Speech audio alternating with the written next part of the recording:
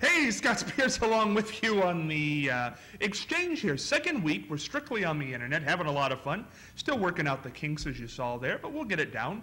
Time will tell, and we'll have all our problems fixed. But it is going to be a fun episode in week number 2 because we've got Sky Lucy back. Sky Lucy, of course, many, many years on WTVN, which is now WSYX, playing Casper the Camel, the voice and the hand in the puppet, as he were, is back with us to discuss current events this week and all other things. And as you know, if you caught last week's episode, Sky did not bring Casper, but the actual Casper still exists. Stay tuned to this episode because in segment 3 or segment 4 today, Casper will return to television after a 48-year absence. Charlie. It's going to be fun. Ooh, I didn't bring a TV set, though, to pick it up. You bring a computer, a laptop. And speaking of laptops, even though I'm going to do my own transitions in this episode, I do want to let everybody know the website to catch all this is MarionExchange.com. www.marionexchange.com, all one word, no spaces, no hyphens, no anything like that. And the site is coming along. Last week's episode is on there if you'd like to watch it. We have behind-the-scenes footage that you can only get there, comments after these shows with these people up here. We have blogs. Charlie has done a blog on roads and connections between Richland Road, 309, Route 95. Charlie's got an Evers report on there. I have 2 at this time blogs up, one on the death of Joe Paterno, one on the Republican debates. You can email us there. It's a great place to go. Also want to mention, Martha Douse-Manesi is back with us this week. She recently came back from a Dance Educators of America convention down in Cincinnati. We're going to talk to Martha about that in this episode. There's so much to do. We're going to go back to current events at the top of the episode right after we slide on over to my pal Charlie Evers with Fascinating Facts. A very current event happened this morning at 10 o'clock. The radiation from the huge explosion on the sun reached the planet Earth. And it has bombarded our satellites, although I haven't seen any interruptions yet. I even have downloaded a chart showing the entrance of the, of course I don't think you can see it on here. It shows the explosion and reaching the planet Earth, and you can see on the scale there the huge variation in the charting of that. And also there's the Northern Lights. And now that brings me to another, the fact that the Northern Lights, if the sky was clear tonight, you would probably see, and of course this is being recorded naturally, but you'd see the Northern Lights tonight if the sky was clear. Now this is Tuesday, January 24th, we're recording. How long might that last? Only a day or so. Yes. But now here's an interesting thing. The Northern Lights, of course, the light comes from the charged particles hitting our atmosphere and making different gases light up. Now, that brings me around to the fact that we have a lot of advertising lights in Marion, or did have, made out of neon, that is, used neon gas. And the same thing happened. The neon gas was excited by a high voltage electrical charge. But you don't see much neon anymore. It used to be that all beer signs were neon, had big transformers, 25,000 volts, but hardly any current, to keep those signs lit. And merchants have had trouble over the years with those signs burning out, and then repairmen coming and redoing everything. I think the neon sign is on its way out to be replaced by light-emitting diodes. The tragedy. And take that. The tragedy of it all. No more neon beer signs. Right. What will we do? They're collector's items, of course. If you've got one, why, you'll get hundreds of dollars for hundreds of dollars. Oh, if it still works. No, it doesn't even have to work. Doesn't even have to work. That doesn't matter. It's nostalgia. That's right. Yeah. And we're into that now. Oh, we're nostalgic to know it. We're nostalgia crazy. We must be cold, too. I see everyone, including myself. We're all huddling. Yes. I wish in your living room or wherever you're watching this right now, you could feel the 53-degree temperature that we're sitting in. Yes, I hope they're warmer at home. We're in the tundra here.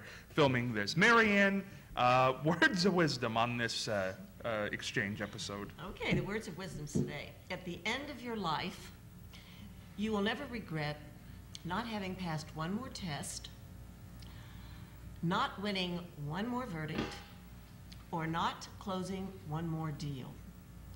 You will regret time not spent with a husband, wife, a child, or a friend. And that's thanks to Barbara Bush. Very nice. A good Republican gal. Yes. Very But nice. just think, at the end of your life, you don't have to pay the bill anymore. Now listen, though, I think that's good. And I like Barbara Bush. I think she did tremendous things for literacy. I think one of the better first ladies of the last 30 years. But now this is on at the end of your life. Yeah. Right. Well, it says at the end of your life, yes. When things are, when you're old, you have regrets. Sometimes you have regrets, but you'll never have regret time spent with your family, with your friends. You know what I regret right now? That people can't see my tie through this shirt. I'm having serious regrets right now about You do that. have a tie. I have a tie on, and Wow. I've entied it myself. It's not a clip-on at all. I thought I heard thunder, but it must have been that tie. You didn't like, this is a good tie, Charlie. Oh, my. You don't like that? I know. Let me tell you a quick story about a tie. Okay. I was working the morning shift, of course, and one of our newsmen always wore a tie. And this newsman, incidentally, works for WJR now. He's operations director, Steve Stewart. And so an older man called me to his home and said, Charlie, I've got a whole box of ties. Let me give them to you. And oh, they were terrible. I mean, they were talking about old-fashioned. So what I devised was the fellow that relieved me at 7 in the morning, I told him I was going to, first of all, the newsman, I said, I'm going to give you a tie to wear. It's an old tie, pretty bad, and I'm going to cut it off. In front of the man that relieves me. Mm-hmm. And so Steve Stewart came in, and I said, oh, what a horrible tie, and I got out a pair of scissors and cut it off about right here. Uh-huh. And the fellow that relieved me, he took my hat off and stomped on it. He said, take that now for cutting that tie off. And I forgot to tell him it was a joke. Oh. 5 years later, we had a reunion. And, among us employees, no longer employed, he said, Evers, I'll never forgive you for cutting his tie off. And I forgot to mention. At 5 o'clock in the morning, what kind of hat were you wearing? Oh, kind of a baseball cap. I thought maybe you put on like a sombrero or something at 5 o'clock in the morning. I don't know. Who wears a hat at 5 o'clock in the morning? Well, it's a good question. How'd you get the headphones on over that thing? Oh, they go very well over a baseball cap. You wanted to I keep your hair, okay? Yeah, right. I understand. Because I had more hair then, too. Your hair's held up well. Yeah, I take it to the laundromat every day. We're not going into the trim comb story again, because No. we've been down that road. What I wanted to talk about in the words of wisdom there before we went over to that was, I think she said that at a commencement, because I think I've heard that before, and that's a very good quote.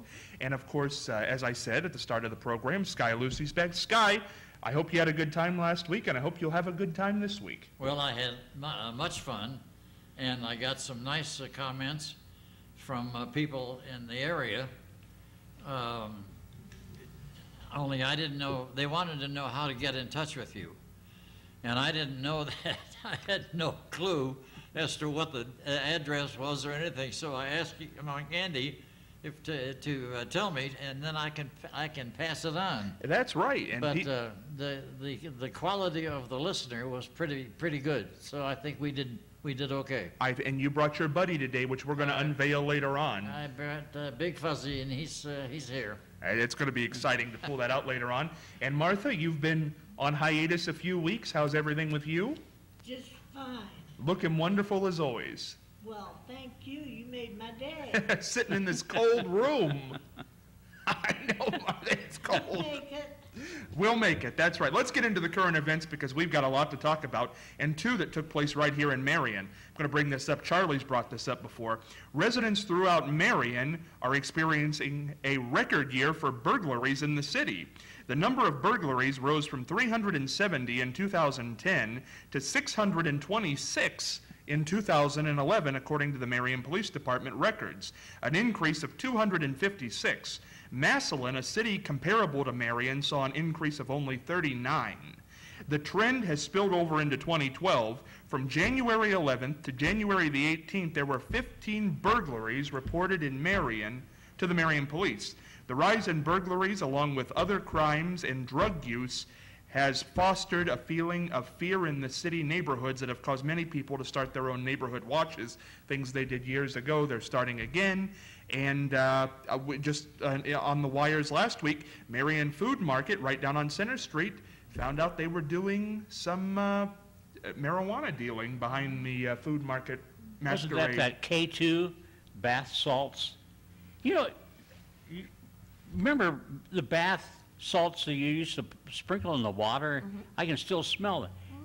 Can you imagine smoking those? Apparently it does something for those people. Yeah, called K2. Well, Charlie, you said that, I think it was back in September now, or late August, that over in your neck of the woods, you were burglarized. Oh, yes. And now in Marion, we've almost doubled in 1 year, 15 at the start of this year. What does it say about the times? I keep hoping that the 6 they caught in Union County that were from Marion County were the ones that took our stuff. I haven't heard. But, you know, I've got it all solved, though. If you were to give out free drugs, all these people would converge. You know, you'd come there with a truck to hand out free drugs. But then after they all gather around, you put a rope around them, herd them into a cattle truck, and take them over where they're depositing that brine from the oil wells, you know, that fracking of the oil wells. Put them down one by one in those wells, and they never will harm a soul again. Well, we have a new public relations director. That's right. You ought to work for the sheriff's department. My goodness. Sky, you don't live in Marion, but what does that say? Is that a sign of the times that people aren't working? What is that? Well, it's a combination of that, what you just said, and I personally think that the ease with which you can carry a gun is not the best thing to do. I'm not going to get involved in one side or another because it's not my place.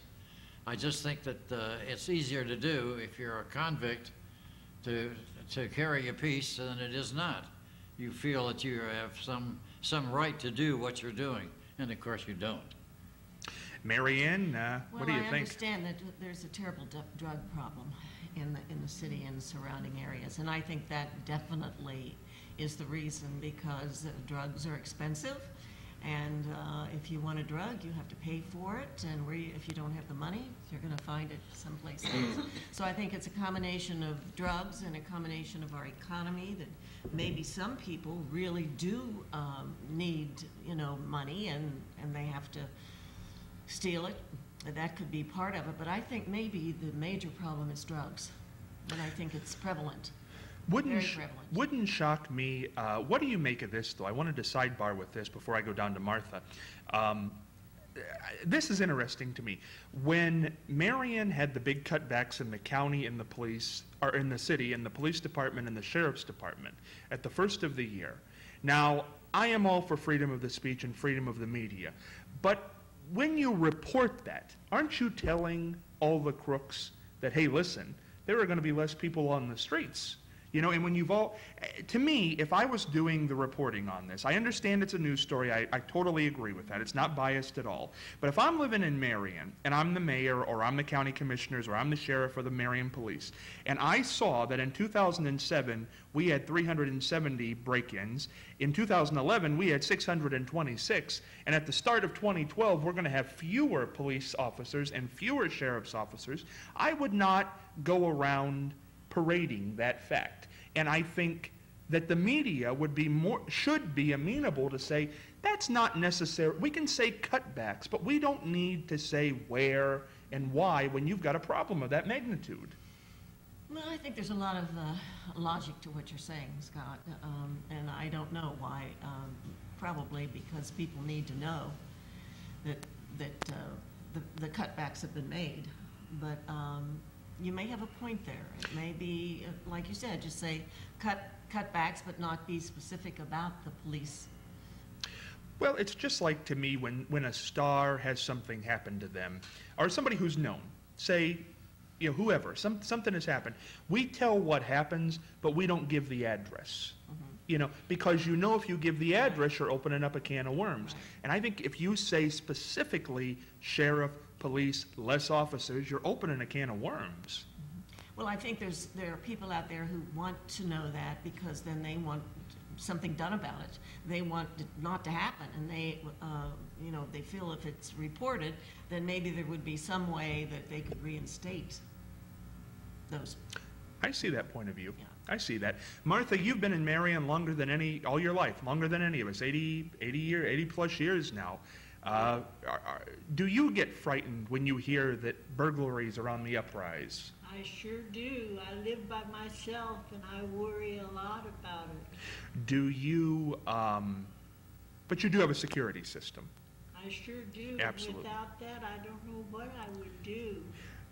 Do you feel that Marion has changed? I mean, times change, but do you feel Marion has changed in a big, big way since you were a child? No, not really. I think that, you know what, as much as people say it's changed so much, I mean, clothes change, ideas change, stores change, business has certainly left, but business has left a lot of town. But Marianne, aren't we really living in the same Marion? No. Okay, how has it Sorry. changed? Well, when we first came here to Marion, quite a few years ago, downtown was fun. We would come down every Friday night. We'd go to the Harding Hotel for dinner. There are all kinds of restaurants downtown where we would go. The shopping was there. You know, Sutton and Leitner and Euler's and Frank's. And no, it was much more fun then than it is now. Well, I tell you though, Marianne, though, I consider what those things you just cited sign of the times, because as weird Well, as it is a sign of the times. There's no doubt But- about it. But yeah, but- we have changed. Well, but the weird, you know, it's strange because the reason restaurants and clothing shops and parties have gone by the wayside, nobody talks anymore. But I think that's a sign of the internet, cell phone, texting world we live in.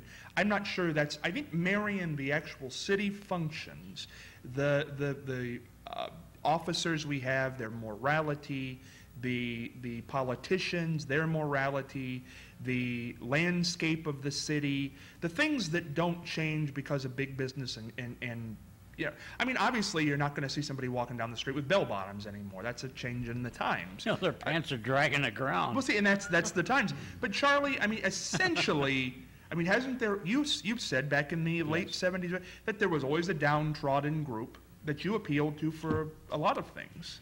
The song "Rock and Roll Built This City" was the downfall, starting of the downfall. I may be old-fashioned, but rock and roll, once it got rolling, drugs and everything else, morality, started downhill. Then when men started shaving their hair, men wearing their caps backwards, Here we go. Now wait a second, Charlie. I all- haven't it heard all- this one yet. it all adds up together. What in the But what world? about the Charleston era when they had the speakeasies and things like that? Yeah, It was well- a different time too. Well, that was. In fact, the ladies bared more back in the 20s than they do now. Yes, but wait a second, Charlie. What in the world does shaving your head have to do with a drug problem and burglaries? Well, it just gives an atmosphere of, Stereotyping is what he's Holy doing. Moses! you know, Never heard anything who started, like that. Kojak started that whole thing. I'm surprised that men don't go around with suckers in their mouth. Kojak was a cop, remember that. We Yeah. gotta take a break, we're coming back. We gotta talk about the Republican debate, the death of Joe Paterno, and what happened to the Marion, Ohio dog warden. Weird story. Coming back right after this.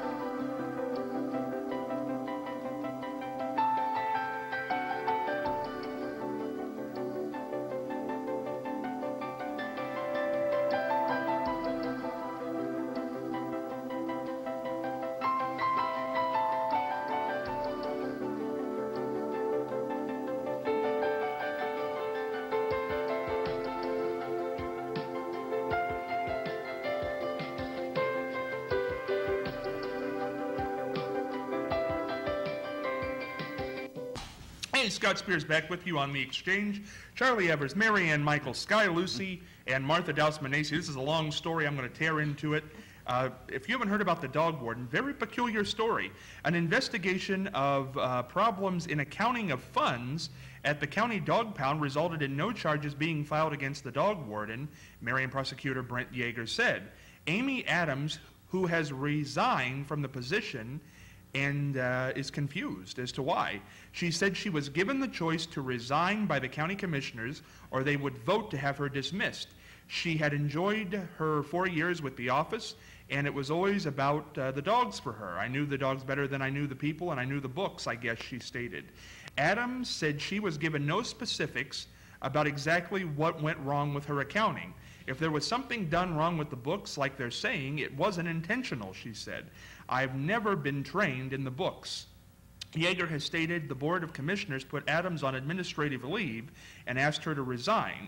He said he began investigating about last spring and turned the probe over to the sheriff's office. It was completed in late summer or early fall. I told them I don't see any evidence for filing charges. However, I do have concerns for how the books are being kept, Yeager said. I passed those on. The ultimate decision is the commissioners. They asked her for the resignation, and she ended up resigning. It's an unfortunate situation. It's just the determination they thought, determination they thought they needed to ask for her resignation. That's their decision. I think they had grounds to ask for her resignation. That's my opinion.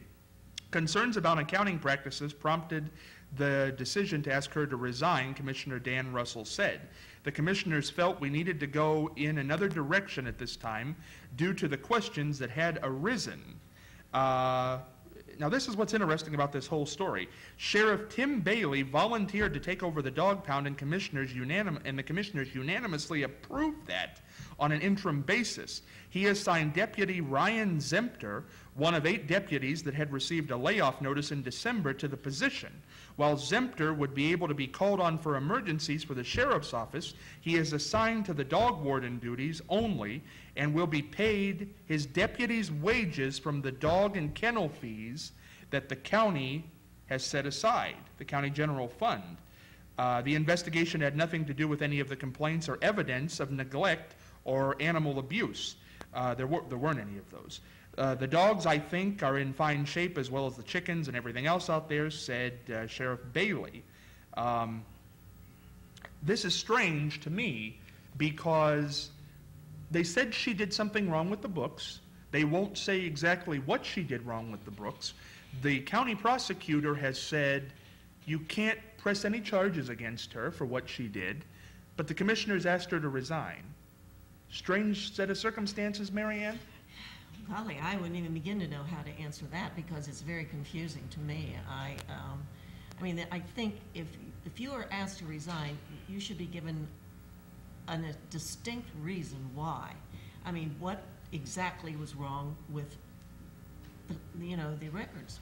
What did she do wrong? I mean, she should be able to know that, and it sounds like they didn't give her that information. So I don't know. She probably should have an attorney. I thought they hired a dog warden and not a bookkeeper. Shouldn't she have had help with the books?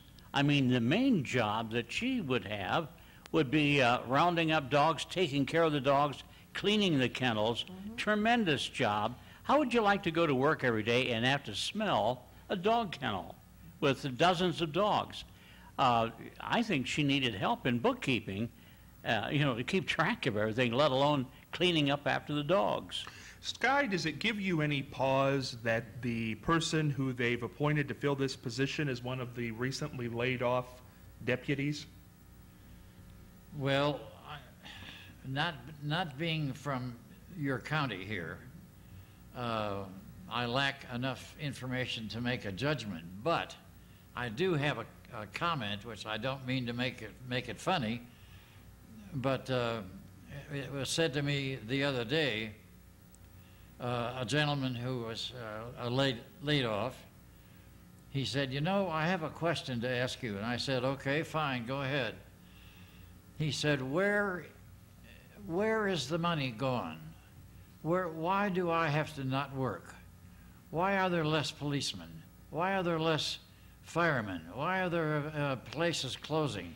And he went on for 15 minutes with a laundry list of places that were closed, and he ended by saying, "Where is the money? Where is it? Is it in somebody's pocket down in Sandals or Florida or something?" But 10 years ago, we didn't have this problem, or 15 years ago. But suddenly there is no money. And I think I have to agree with him. It's a good question to ask because it's very hard to answer. That's a good question, too. The fact that where did the money go when people lost all this money in pensions, in stock market dealings? Where did all the loss go? Who's got that money that they lost?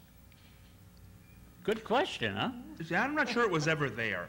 I'm not sure the money was ever there. Just like if you go to a bank and you have $800,000, you can't pull that out. Maybe they that's can't produce it. That's a problem with trading on paper, perhaps.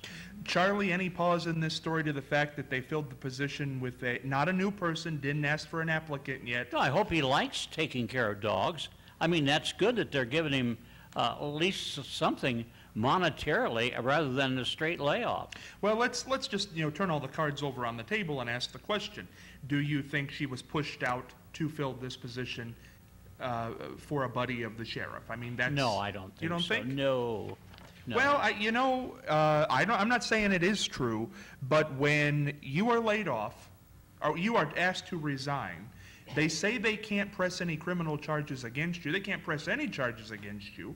The sheriff's office has done the investigation. You're being asked to resign. They won't give you a reason. The sheriff, who in the history of Marion County, check my facts on this, I don't believe has ever been asked to serve as interim dog warden. And then he comes in and says, let's appoint a deputy who's laid off to the position that this woman is gone. And we're not paying her, by the way, out of the deputy's salaries, because this, that's another part of this that's very peculiar. We're paying him out of the dog warden's salaries because he's primarily a dog warden. But essentially, he was laid off. I mean, I feel bad for the woman. Now, if the woman did something wrong, if the dog warden did something wrong, then yes. But I don't know that she did. And if they made way just to keep this deputy, I think that's wrong. I don't mean to interrupt you. I'm sorry. Oh, go ahead. No. There was an interesting story on the news here this week or last, I forget. The traveling public have left somewhere around $500,000 in airports, just change and whatnot, and somebody became aware of it. So what did they do with it? They gave it to the government. I mean, there's a lot of things that they could do with it.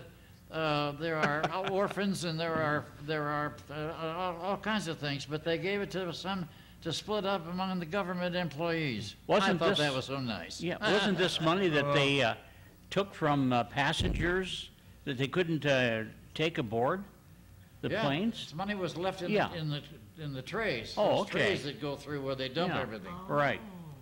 And somebody added it all up, and it was nearly $500,000. Wow. That's something else. Just the money you lose. Again, miscarriage of justice again. Another interesting thing, speaking of money, I toured once when Columbus had the trash burning power plant. I toured that once, and underneath every furnace or boiler, money was falling through. People throw away money in their garbage, and and instead of burning up, of course, it fell through. And there was a company that bid every year on this money. And they kept a semi-truck parked outside to load up the money that fell through, came out of the garbage. So there's money everywhere. Who needs a piggy bank? Which reminds me of a report just recently of all the gift cards that are not redeemed. Oh, yes. At Christmas time. I mean, thousands and thousands of money. These people don't take millions their of gift cards dollars and get them redeemed. What a waste. That's quite a bit of money. Before we retract. Do you have a dime for a cup of coffee? No. Check the garbage can. There might be some in there. Before we retract totally out of this story, Marion, I did want to come to you. If they advertise for a new dog warden, I probably will be satisfied to say this wasn't chicanery, or they come up with the reason of why they let her go. But if this set of circumstances, these being the facts, Charlie says not peculiar at all, what do you think? I don't know, but I think if she was wrongly asked to leave, she should get an attorney and find out. I mean, I think she should be told exactly what she did wrong. And if she wasn't told to me, that's not right.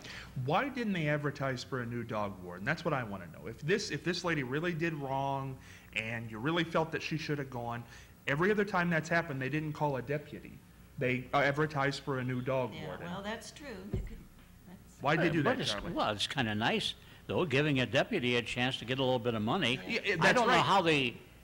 how they selected the deputy because of the others being laid off. Did this particular deputy say, yeah, I'll take that job? I'm That's a okay. possibility. Well, I'm okay if the deputy takes it for that reason. But my qualm is if they push this woman out without a reason to give him the job. That's the problem, and hopefully that didn't happen. Now, you talked about not being able to, a little while earlier in the program, about releasing some of the facts that, we laid off all these firemen, policemen, and so forth.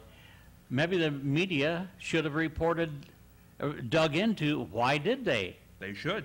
Yeah. They should. I'd like to have the sheriff on. Somebody tell me what she did. That should be what's the issue. But and once boy, we tore up on these two subjects. Haven't even got into the national stuff yet. But the thing is if you can't press criminal or if the prosecutor says we can't, whatever we think she did, she's been investigated, the investigation is closed, and we cannot press any charges against her, no matter what she did. If it's not criminal offense, why would you ask her to resign? There has to be another reason, and she needs to know what that reason is. And she says she has no idea. I know. She says, the books were up, everything was on the up and up. Yeah, I think that is where the reporter needs to come in and not worry about reporting everything. Maybe we should assign you to that task. You know what? I did email the commissioner's office. Did you? So far, no response, but if I get one, we'll see. Okay. We'll read it here, or I'll put it up on the blog, on the website, MarionExchange.com. 2 minutes left in this segment, you say? Okay. Well, very quickly, boy, oh boy, the presidential debates have been getting out of hand again, the primaries. Newt Gingrich and Mitt Romney just scratch everybody else off the list because they are going at it like dogs, Marianne. What do you think? Yes, they are. I mean, it just, I get so depressed at the way people are so nasty to one another. And it's just, I just think our society is in a downturn. I mean, I really do. And I think that all of these Republicans that have been debating, I mean, it's almost a joke. I mean, it's not like a formal debate. I mean, it's just tearing everybody apart instead of talking about the issues. And I don't know. I'm sorry, we're going to, obviously this will continue on for weeks, but right now, Newt Gingrich has the big momentum coming out of South Carolina. Martha, who do you think the nominee will be? Mitt Romney, Newt Gingrich. Who do you think will win that battle? Romney. Sky, Romney, or Gingrich? I think Casper the Camel, probably. Good guess. I'll vote. There's He a might be vote better. there. Yeah. I think that would be fair, That's certainly. right. Marianne, Newt Gingrich or Romney in the end? Who prevails? I think Romney probably will. Charlie? Well, the way it's going, I can't say. I would have said Romney before Saturday. I would have too. And now I'm not so sure. I thought Romney all along. He seemed like, a clean-cut guy, a very outstanding individual. But they're digging. They are digging. But did you read the report, too, on the false information that both Romney Oh, yes. and Newt Gingrich was giving Very out? false. It'll be Oh, my. piling up. I'll tell you what, and if the last segment of the program day, we might come back to this and Joe Paterno. But after this, get up to the television screen or the computer screen, wherever you're watching this, because after a 48-year absence, hey, he's coming back, Casper the Camel, after this.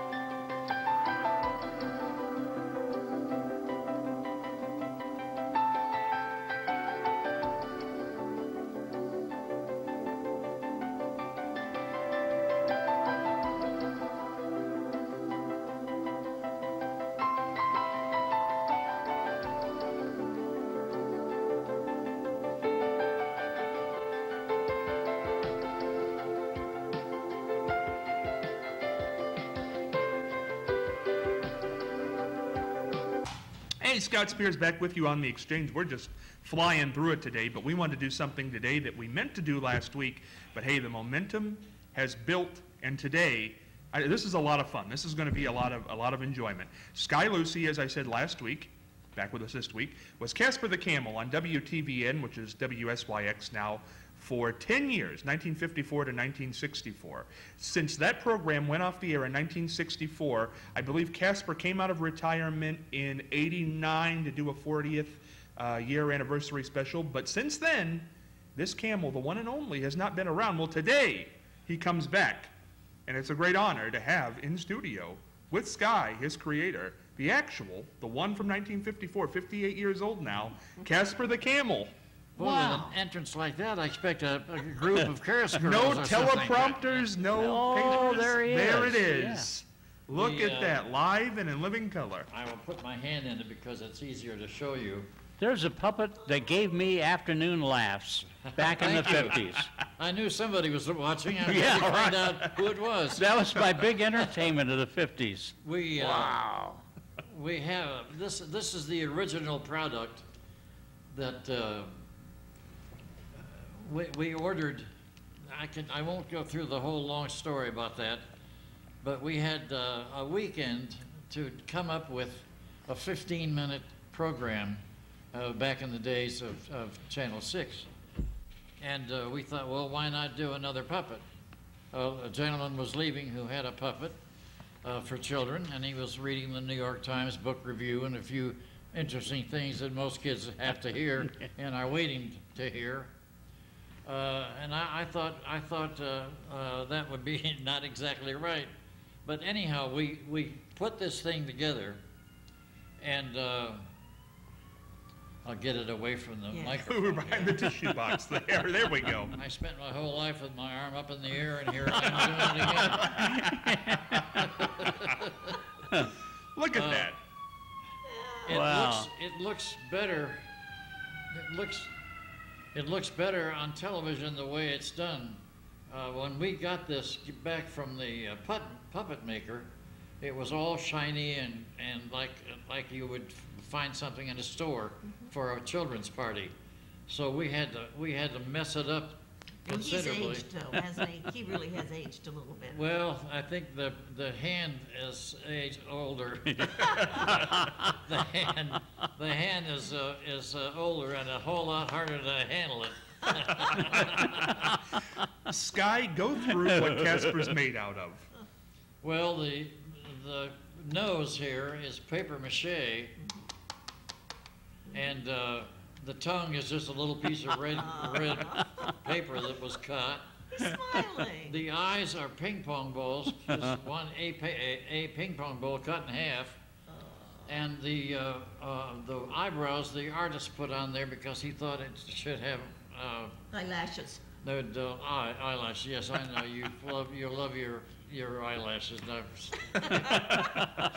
I have to be very careful with his fraternization. Let's put it that way. That's exactly right. I like his eyelashes. The neck part is a bath mat, or was a bath mat, that we all have in our houses, a lot of them. And the hole here is because the set at Channel 6, where I leaned my arm each day, because one doesn't stand like this for an hour unless you're, in somebody's training class. I don't know whose, but anyhow, I leaned on the top, and I could look anywhere and greet people coming in, or look at something that was going upstairs, or whatever, or comment, which I did. I really made my living commenting more than anything else. Yes, I know you were wonderful. But so let's see, lovable. this is the original. You're taking a bow. That's nice. He's so lovable. And it was just a nice, big, old, friendly camel. And the program really was of two men. And the other one was Chuck Newsom, who fed Casper more lines for comedy than you can imagine, because that was Chuck's thing in life. he was very, very good, and he passed away some years ago from brain cancer. So we all had to do without, and it's a loss here too, because if we ever did this again, which we won't because he's too old and he doesn't talk right, and he doesn't even know what's going on. I brought him over in a bag, and he said, "Why a bag? How about a suitcase?" I said, "You're not making any money. You don't get a suitcase." Sky, So I'll set it right here. Yeah, If set it up there. I'll set it here, and you can look at it or handle it or whatever you want to do. Sky, what was Casper's personality? It was partially yours, but what was it? Well, I inherited. I got it mostly from Chuck. I had never done something like this. I had never done a puppet. I had never done anything like that. And of course, neither did he. He didn't. He was not a puppet person either. But he was a loving person, and as his three daughters, who were of his 6 children, there were 3 of his daughters here last week, and we talked about Chuck Newsom quite at length. But he was kind and giving, and I think if somebody walked up to him and said, "Chuck, that's a nice shirt. Can I have it?" he'd probably take it off and give it to you. That's just the kind of man he was.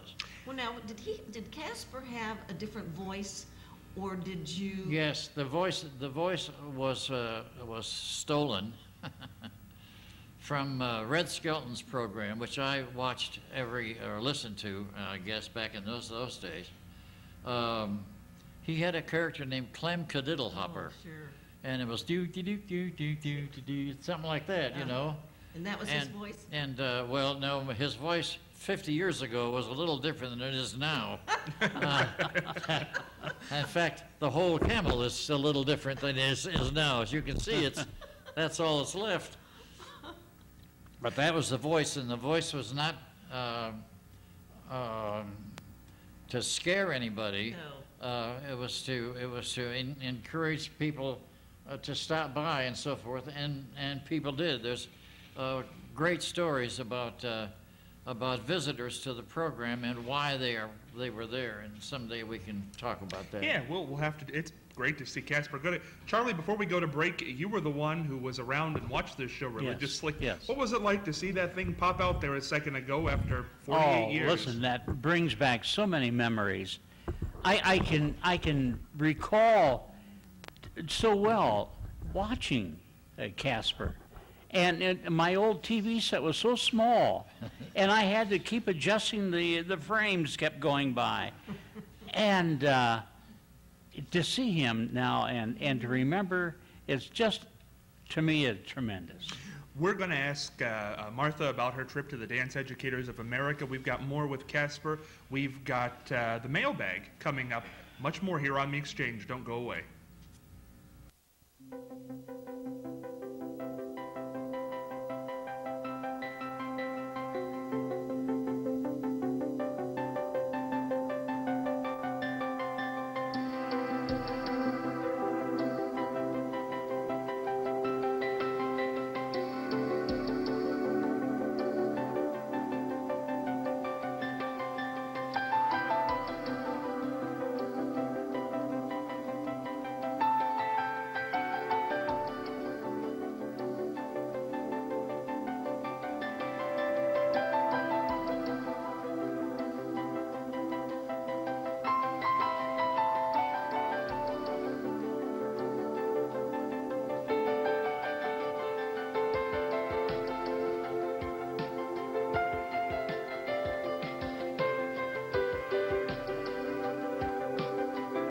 Hey, Scott Spears back with you on a really fun episode of The Exchange. We're going into the mailbag portion of the show. But before we do that, with Martha Douse back, I want to talk to her about the reason she wasn't with us last week. Martha was invited to the National Convention of the Dance Educators of America, which Martha was a member of for many years. Also received a service award back in December for her 9-year membership to that group. Martha, you headed down to Cincinnati over the weekend? Oh, did I have a ball. My daughter Marilyn got me all fixed up in her car, and down to Cincinnati we went, and we had a ball. I met a lot of people from New York City that are now running Dance Educators of America, and I got to talk with them, and they remembered me. They told me a lot of things that I remembered. Martha, you were a member of that, you and Joe were a member of that for a lot of years. When you were going heavy to those conventions, you used to grab all your students in town, put them in a bus, and take them to Kentucky, didn't you? Yes, we did that for years. We had 52 dance students to fill up the buses, and we went to Cincinnati, Ohio, and I was Midwest Regional Director, and I was appointed that because I did so much for Dance Educators of America. Martha, who was the big deal dancer who came every year when you were Midwest Regional Director? I'm sure some people will remember that name. Al Gilbert. Al Gilbert used to be down there. He had Stepping Stones Records, and he was a dance teacher from California, and he came every year with Dance Educators of America, and he did so much for all the teachers of the area here. Well, Martha, I'm sure it was well-deserved, and certainly glad you were able to attend that down in Cincinnati. Now, before we go into the mailbag this week, which we're going to do, as everybody's aware by this point, Sky Lucy's been with us, Casper the Camel. Well, Casper, as we've said, on television, 1954 to 1964, there are some pictures of that great program that we've been able to unearth. So, hey, let's pay tribute a lot of years ago to Casper the Camel. Roll the video.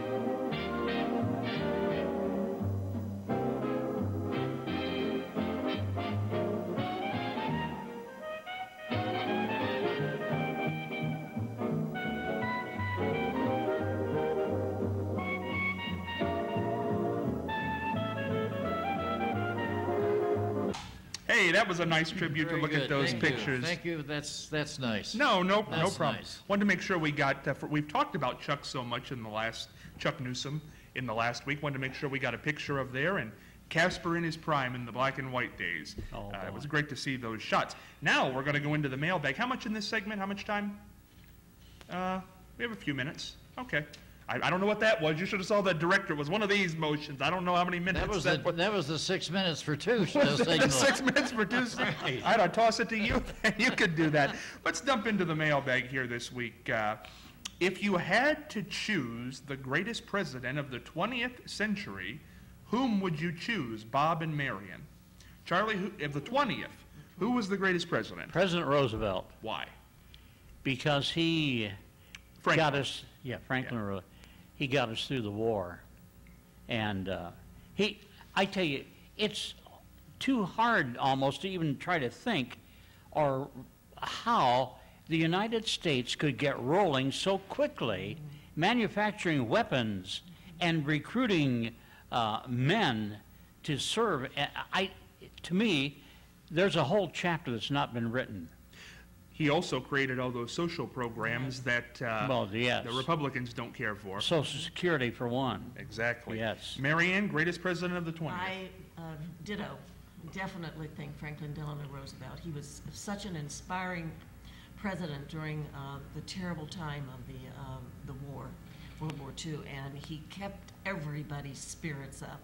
His famous speech, the only thing we have to fear is fear itself, and that will resonate for many, many years.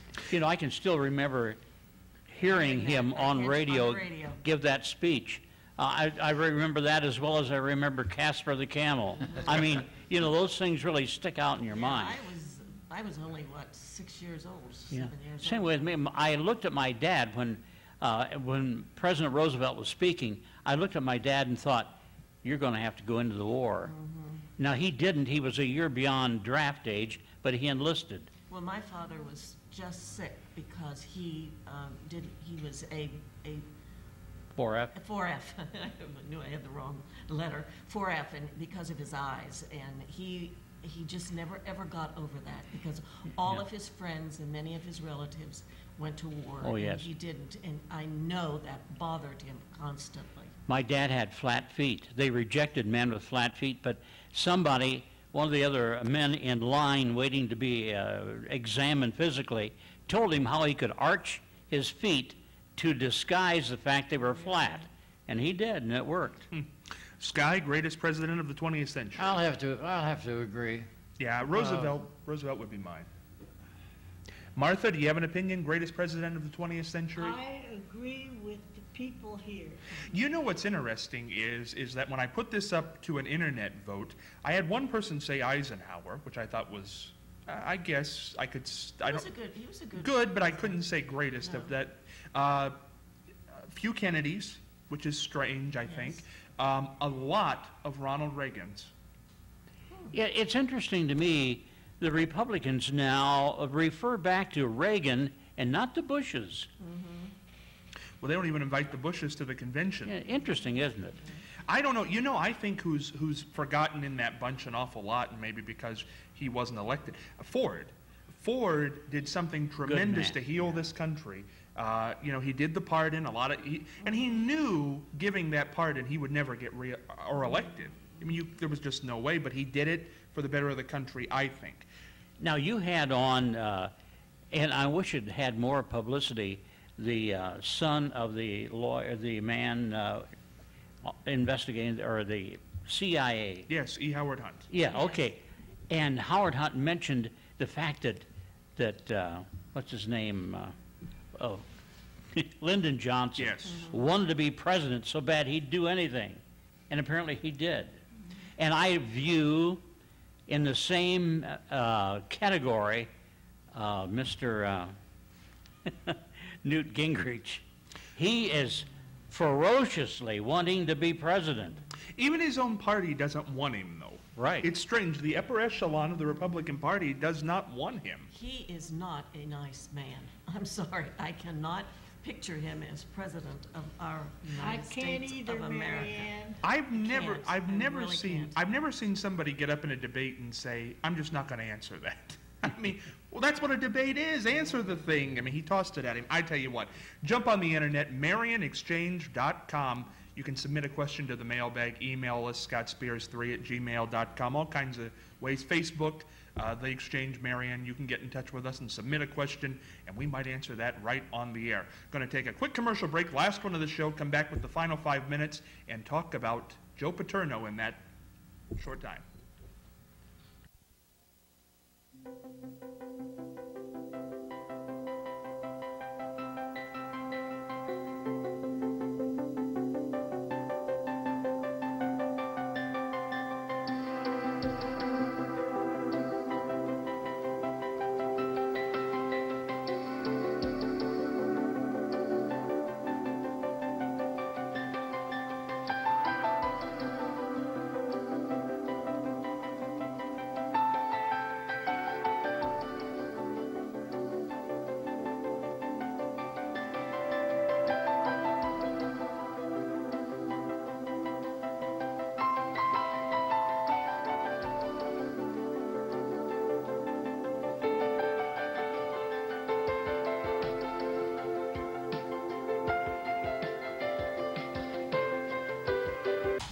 Hey, Scott Spears back with you here on The Exchange. 4 minutes left in the program. Sky, Lucy, Marianne, Charlie, Martha. Want to touch before we get out of here. Joe Paterno, of course, dies at age 85 from lung cancer this past Sunday.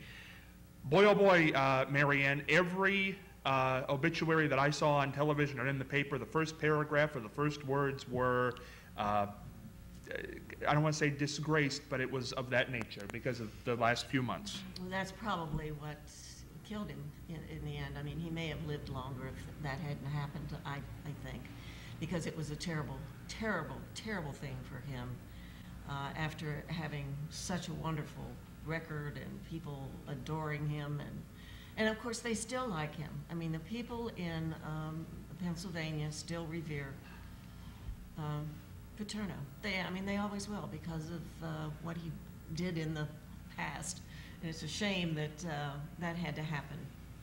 Sky, do you think they're going to remember Joe Paterno in 20 years for what he did on the football field, or do you think it'll be what he didn't do, that he didn't alert? I think the what didn't do part will be just put aside. I think that Joe passed away because he was relieved of that which he loved so much, and that was the boys that worked for him as football players. And when they said, you can't do this anymore, my father was very much the same way. He reached retirement age. Back in those days, you had to retire at a certain age. And they took his company, or his job away from him because he was too old. Well, he wasn't too old. He just was at that age. But I think Joe Paterno has too many small fires around this country, and they're going to burn for a long time. I think Joe Paterno will be remembered as a great coach, and I think, this close after his death, I think that's what we should concentrate on. But I think in the end, this Sandusky case is not going to go away. It's taken a back burner here for a minute. And I think the fact, and it's in the blog, so just read the blog, it's my opinion, but on the website, MarionExchange.com. But the point to me was not that anybody should ever be pushed out the door, but when Paterno could no longer coach the game from the sideline, when they had to put him up in the booth, maybe that should have been a time to leave. I totally agree with that.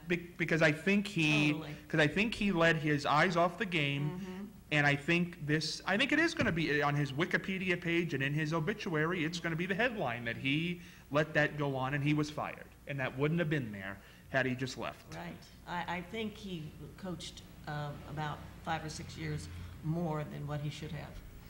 Charlie, you were nodding your head yes, that he will be remembered for the football and not for the scandal. Right. I don't think the scandal's going to go away. What do you think? I think it will. You think? Not entirely, of course, but 20 years from now, Joe Paterno, the most famous coach, the longest, how many games did he coach that won? 401? 400 something. They'll remember him. Sports fans won't even consider the other part. Though, but Woody Hayes, for people, and this has been 40 years now, 30 at least, people still remember that Woody Hayes lost his temper and was fired. Yeah, but did they ever bring up the fact that he slugged a guy, I think they do. Everything I've ever seen done on Woody Hayes, whether it's a very heartfelt documentary or a book, the last line always is, he slugged the player and he was fired. That's the end, and I think that'll be the end for Paterno too. And I think it should be, because you know what? If he did know what he knew and he didn't follow up on it, that's horrible. That kids... I still think he followed procedure.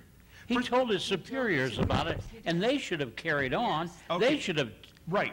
I agree. It wasn't up to him to do that. Okay, I agree with that. But before we get on out of here, because I have a differing opinion to that, yes, your procedure might say you go to your athletic director. But if your athletic director does nothing, and you go back to your job, and you see that coach who's been fingered is still working for you, and you're working with kids, do you just stay silent and say, oh, okay, well, I guess they decided not to do anything?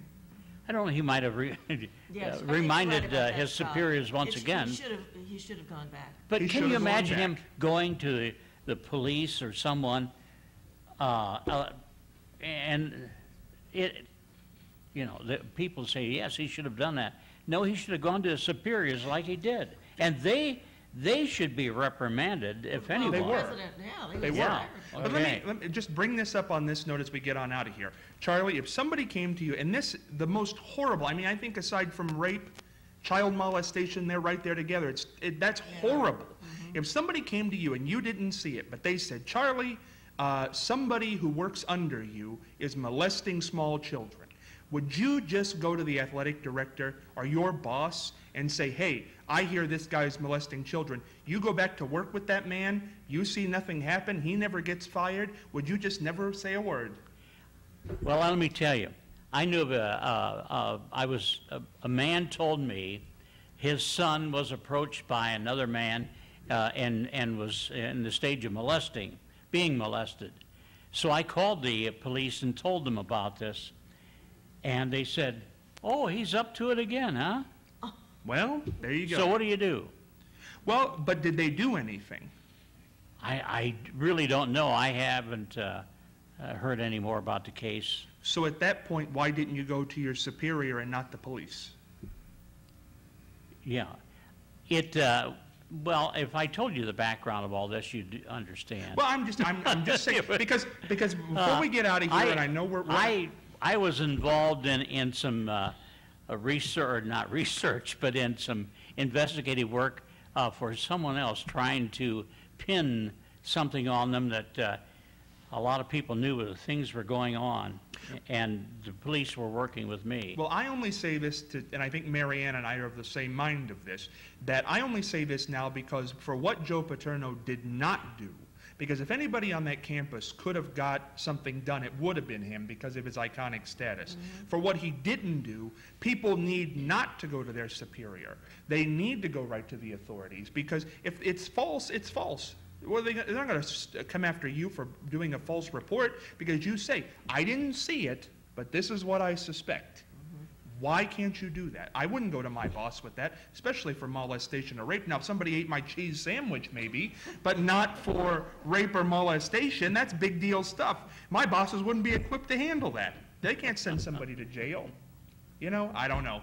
You know what? It's MarianExchange.com. It was fun having Casper. Sky, do you have any parting words? We kind of went all over there at the end. No, I just want to say thank you for going back a long, long time and making me cry. Well, it's been wonderful to have you here. Martha, hey, great to have you back. Always good to see you. Thank you. MarianExchange.com. See you next time.